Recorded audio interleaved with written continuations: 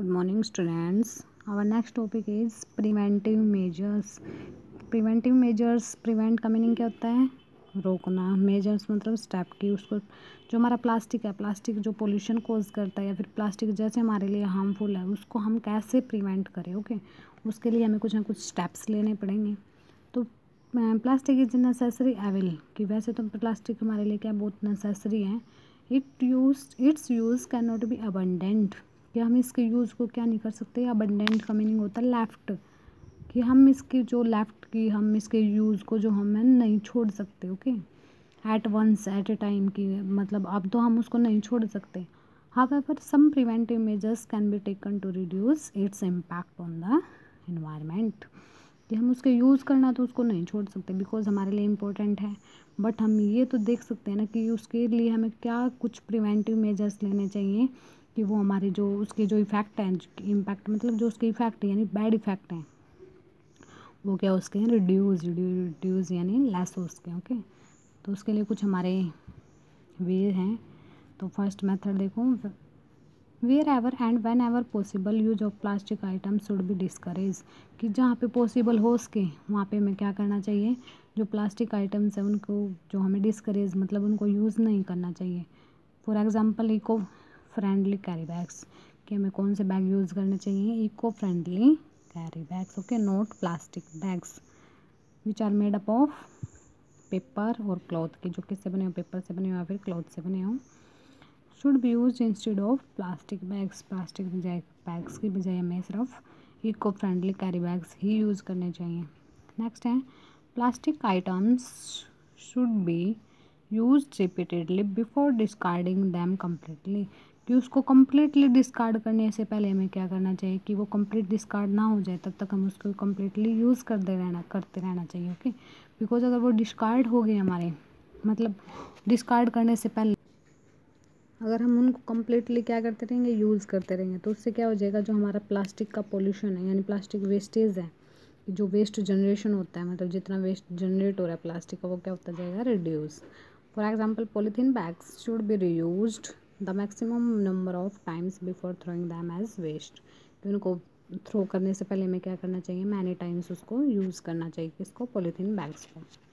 Next है plastic items such as empty bottles कि जो हमारी प्लास्टिक आइटम्स का जैसे कि कोई एम्प्टी बोतल other plastic containers can be used for growing indoor plants कि हम कैसे यूज़ कर सकते हैं इंडोर प्लांट्स यानी जो घर के अंदर जो इंडोर का मतलब जो हमारे हाउस के अंदर जो प्लांट्स है उसकी जनरेशन में यानी उसकी जर्मिनेशन में उनको ग्रो करने में हम क्या कर सकते हैं उसका यूज़ कर सकते हैं. और कुछ ना कुछ हम उससे क्या बना सकते हैं डेकोरेटिव आइटम्स भी बना सकते हैं कि प्लास्टिक की बोटल्स होती है ना उससे हम क्या कर सकते हैं कुछ ना कुछ डेकोरेटिव आइटम्स क्या कर सकते हैं बना सकते हैं. देखो फिगर 3.20 इसमें क्या है कि जो हमने सॉइल डाल के इसमें क्या किया हुआ है जो इंडोर प्लांट्स है उसकी क्या कराई गई है ग्रो कराई गई हैं वो indoor plants. Okay plastic waste should be disposed of properly and not thrown on the road side और इन द सीवेज सिस्टम कि हमें प्लास्टिक को अगर हमें डिस्पोज ही करना है अगर उसको मतलब थ्रो ही करना है तो हमें प्रॉपरली उसको थ्रो करना चाहिए. ये नहीं कहीं भी फेंक दिया स्पेशली रोड साइड पे रोड की साइड पे जो सीवेज सिस्टम होता है उसमें तो बिल्कुल भी नहीं डालना चाहिए हमें बिकॉज वो क्या हो जाते हैं ब्लॉक. ओके ब्लॉक होने के बाद फिर वही हमने पहले रीड किया था कि ओवरफ्लो हो जाता है वाटर का वहाँ पे. Different bins should be use to collect plastic and organic waste in homes हमें क्या करना चाहिए डस्टबिन्स जो होते हैं वो डिफरेंट यूज़ करने चाहिए किसके लिए कि जो हमारा वेस्ट है वेस्ट क्या हो जाए पर्टिकुलर डिस्पोज हो उसके बिकॉज जो नॉन डिस्पोज है उसको अलग रखो सेपरेट करो. जो डिस्पोजेबल है जो हमारा मतलब क्या हो जाए बायोडिग्रेडेबल वेस्ट है ऑर्गेनिक वेस्ट है उसके हम क्या कर सकते हैं एज ए मैन्योर उसको यूज़ कर सकते हैं उसको हमें अलग से डस्टबिन में डालना चाहिए और उसको हमें अलग से. ओके 5R प्रिंसिपल ऑफ देखो 5R मतलब 5R से स्टार्ट होते हैं हमारे वर्ड सारे 5 के 5 वर्ड R से स्टार्ट होते हैं. फर्स्ट है रिड्यूस कि कम करो प्लास्टिक के यूज़ को. रीयूज़ मतलब दोबारा से दोबारा उसको क्या करो यूज़ करो. रिकवर यानी उसको रिकवर करते चलो साथ में जितना वेस्ट जनरेट हो रहा है. रिसाइकिल यानी use again and again and refuse और जितना हो सके उसको यूज़ ही मत करो मना कर दो यूज़ से. Okay should be practice to minimize the plastic waste कि इन सब की हमें प्रैक्टिस करनी चाहिए कि हम क्या कर सकें मिनिमाइज़ यानी वेस्ट को क्या कर सकें कम कर सकें. Okay and lower the environment threats posed by it. और जितने भी मतलब इन्वायरमेंट थ्रेट्स मतलब जो हार्म हो रहा है किसको, इन्वायरमेंट को, उसको हम क्या कर सकें, स्टॉप कर सकें। नेक्स्ट हमारा साइंस इन एक्शन। देखो हमारी गवर्नमेंट ने एक ऑर्डर पास किया था, कब, नवंबर 2015 में। उसके लिए उसने क्या मतलब रूल बनाया था, उसने मैंडेटरी यानी सबके लिए मतलब कंपलसरी था ये रूल कि जो भी रोड को डेवलप करते हैं मतलब जो रोड बनाते हैं उनके लिए जो वेस्ट को भी यूज़ करना ज़रूरी था उनके लिए, कि वो जो मटेरियल यूज़ कर रहे हैं ना रोड कंस्ट्रक्शन में, उसके साथ साथ जो वेस्ट है कुछ ना कुछ अमाउंट में उसको वेस्ट भी उनको क्या करना था, यूज़ करना था। ओके, तो इससे क्या हो सकता था कि जो growing problem of plastic waste disposal in India, कि जितने भी हमारे जो प्लास्टिक मतलब ज़्यादा इंक्रीज होती जा रही थी प्लास्टिक वेस्ट, वो क्या हो सकता था, थोड़ा बहुत कंट्रोल हो सकता था। तो इसके लिए हमारी कुछ मतलब टेक्नोलॉजी डेवलप हुई। प्लास्टिक मैन इंडिया में किसने डेवलप किए, एक प्रोफेसर थे हमारे यूनिवर्सिटी के, कौन से कॉलेज के अंदर थे, केमिस्ट्री के प्रोफेसर थे हमारे, थाइगरजर कॉलेज ऑफ इंजीनियरिंग का कॉलेज था हमारा थाइगरजर, और उसमें प्रोफेसर थे राजा गोपालन वसुदेवन, प्रोफेसर थे केमिस्ट्री के। ओके, तो उन्होंने क्या एक प्लास्टिक मैन के नाम से मतलब एक टेक्नोलॉजी डेवलप की थी। तो उसके अब क्या था कि प्लास्टिक जो वेस्ट प्लास्टिक है वो shredded and heated at about 165 degree Celsius के, हम उसको हीट कर सकते हैं 165 डिग्री सेल्सियस पे, which is then mixed with bitumen जो हमारा मतलब सारा जो रोड के कंस्ट्रक्शन के लिए हमें मटेरियल चाहिए उसके साथ क्या हो जाता था, वो मिक्स हो जाता था। This mixture is then use for road construction, और उस मतलब मटेरियल को हम फिर किसके लिए यूज़ करते थे, रोड कंस्ट्रक्शन के लिए यूज़ करते थे।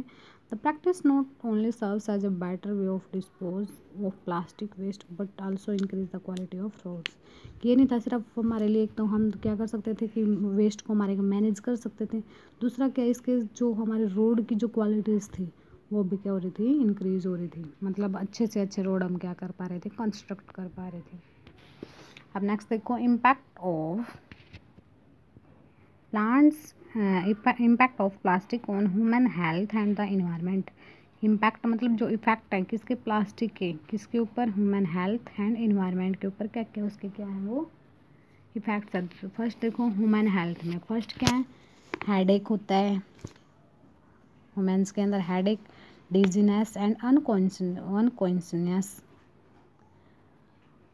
तो मतलब हेडेक मतलब सर दर्द रहना जी, डिजीनेस मतलब लेजी रहना, नोजिया जैसा थकान जैसी रहना, अनकॉन्शियसनेस मतलब बेहोशी के टाइप, ऐसा कुछ कर देती है हमें प्लास्टिक, मतलब सीधा हमारे माइंड में जो इफ़ेक्ट होते हैं प्लास्टिक के। ओके, फिर हमारे मतलब थायराइड में यहाँ से लेके यहाँ हमारी बॉडी में मतलब जब हम क्या करते हैं प्लास्टिक हमारे इनहेल हो जाता है अंदर, उसके बाद क्या क्या इफेक्ट होते हैं उसके बॉडी में। ओके, तो फर्स्ट है इसके अंदर मतलब थायराइड हो जाता है। थायराइड यानी देखा होगा ना जो हमारी मतलब थायराइड ग्लैंड है, यानी जो फेरिंग्स में जो हमारी ग्लैंड होती है थायराइड ग्लैंड। ओके, जो हमारे नेक में सामने वाली ये ग्लैंड क्या हो जाती है, मतलब स्वेलिंग हो जाती है, उसको बोलते हैं thyroid. Coughing and swelling of throat, और थ्रोट में क्या हो जाती है, गले में क्या हो जाती है, स्वेलिंग। लंग्स में क्या डिजीज हो जाती है, लंग में प्रॉब्लम हो जाती है, यानी रेस्पिरेशन, लंग्स किसके लिए हेल्प होता है, रेस्पिरेशन में, तो रेस्पिरेशन में क्या हो जाती है, प्रॉब्लम हो जाती है। डायरिया यानी लूज मोशन, इनडाइजेशन मतलब डाइजेशन अच्छे से नहीं हो पाती, और स्टमक में स्टमक एक्ने मतलब क्या हो जाता है, उसमें स्टमक में पेन होना स्टार्ट हो जाता है। एंड फूड पॉइजनिंग, कि फूड पॉइजनिंग मतलब कि फूड जो हम खाएंगे वही क्या करेगा, पॉइजन ही क्रिएट करेगा हमारी बॉडी में। हार्मोनल चेंजेज हो जाते हैं और क्या हो जाती है, कैंसर भी हो सकती है। नेक्स्ट फिर क्या है हमारा, इरिटेशन इन आइज़, कि आइज़ में क्या करता है, इरिटेशन। ब्रीथिंग एंड डिफ़िकल्टीज़, तो ब्रीथिंग में डिफ़िकल्टीज़ होती है तो उसको हम क्या बोलते हैं, asthma. And respiratory problems, lungs में है तो रेस्पिरेटरी प्रॉब्लम्स वगैरह वही। लीवर डिसफंक्शन, की लीवर हमारा डिसफंक्शन करना स्टार्ट मतलब फंक्शन नहीं करता, अच्छे से वर्क नहीं करता, तो हमें भूख लगना बंद हो जाती है, हमें कुछ अच्छा नहीं लगता, तो ये सारे लीवर पे डिपेंड होता है। स्किन डिजीज़ हो जाते हैं, रैशेज हो जाते हैं और हाला डिजीज़ हो जाती है। अब इन्वायरमेंट पे क्या क्या इफेक्ट है, सॉइल पोल्यूशन कर देते हैं, वाटर पोल्यूशन, और एयर पोल्यूशन किस में, इन्वायरमेंट में कोज करता है।